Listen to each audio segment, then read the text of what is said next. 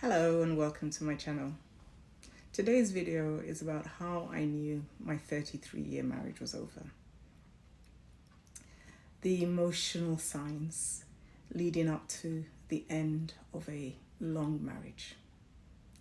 There was a growing sense of disconnection, and I think most people know what I'm talking about.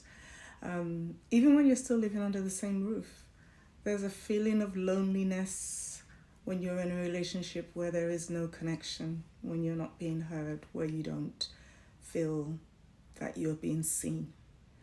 And you can become like roommates in a house. When small things start to feel very heavy or triggering, and you're just realizing that the emotional connection is dead. There isn't the intimacy, you don't feel safe, and I don't mean safe in the sense of somebody hitting you, but there are other kinds of safety. You have all those kind of challenges. I got to a place where I said to myself, what am I trying to hold on to? I'm trying to hide on to the life that we had over 30 years. And there were problems over many years, so it wasn't that it was a happy 30 years. I was holding on to the dreams of growing old together. I was holding on to the potential of what I thought our life would be like. I wanted it to be that our grown children would be coming to the house with their grandchildren, with the grandchildren coming over for Christmas, coming over for holidays. And to be honest with you, the fear of starting over alone at age 58 was very scary. There was a little bit of shame as well. You know, what would people say? What would people think? You got up and left. Was it that you weren't being compassionate? So there were all those things going through my mind.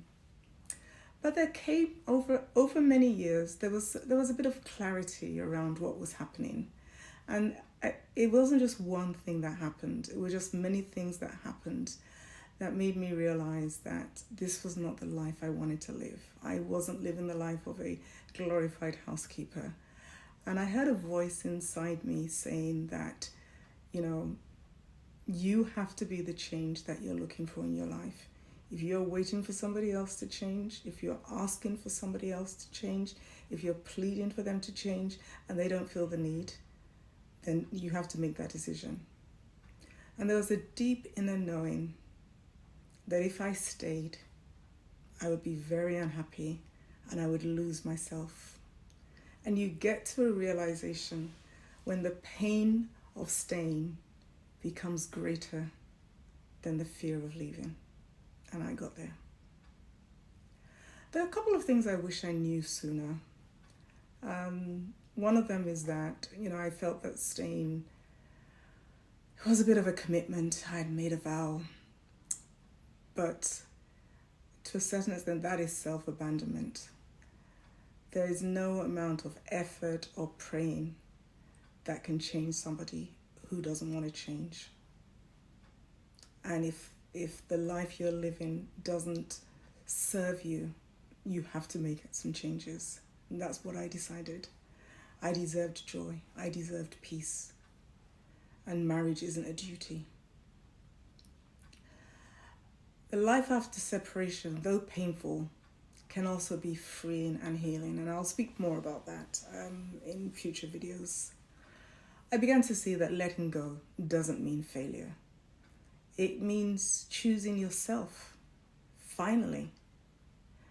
I once saw Oprah speak about this in a book that she was reading. I don't know who the author was, but she made a comment and it was very true. You can love someone and still choose to say goodbye to them.